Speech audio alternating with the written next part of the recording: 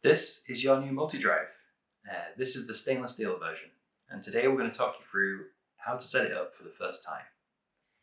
So these knurling parts on the edges of the Multi Drive allow you to easily open it up completely. And inside you'll find the collet. This one's brass, but yours will be stainless steel. And you'll see a tiny little grub screw that holds it in. We'll come to that later. So to load tools into the Multi Drive, you can pop that back on. Let's start with the file. So if you take your file, you'll see that there's some markings around here, like a crosshatch. That amplifies the grip of the collet. It's a friction-based system. So if you line up the collet with those, it will clamp on that and apply more friction to it. So all you do is loosen that off and then insert the file, line it up, clamp it, and then that is well and truly clamped, and you can work on anything that you want with that. To release it, same again, just undo it and slide it out, and then you can put your tool away. So the next one that I'd like to show you is, let's show you how to load a knife. So these are quite tricky. They can be quite dangerous. So we use these every day, and we sometimes probably wrongly do them with our fingers, which is not good. So what I want to show you today is how to properly load a scalpel blade onto the knife mount. So you want to get yourselves some of these, which are just standard pliers. If you clamp on the end of the blade like that, grab the base of the blade mount, you'll see there's a groove on the inside of there and on the other side, and that will actually line up with the inside of these grooves on the actual knife itself. So you put the blade on at a slight angle, line that groove up, and then just slowly slide it in until it clicks. There we go. And that's your blade completely on.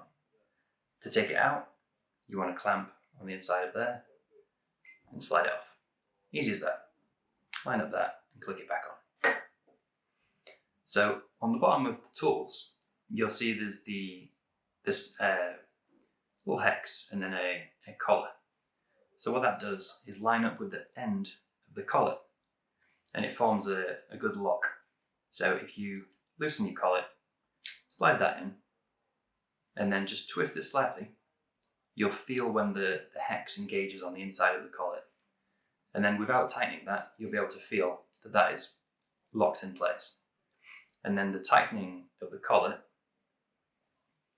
then makes sure that that is securely in place and it cannot rotate. And you can use it as a knife, and that will be fixed and ready to use. And then to undo it, all you do is twist it again and slide that. The next tool, let's look at the 4mm adapter. This uses exactly the same system, so it's got the hex again, so that just engages on there. You'll feel it go in, and then you can lock it together, and then that is securely in place.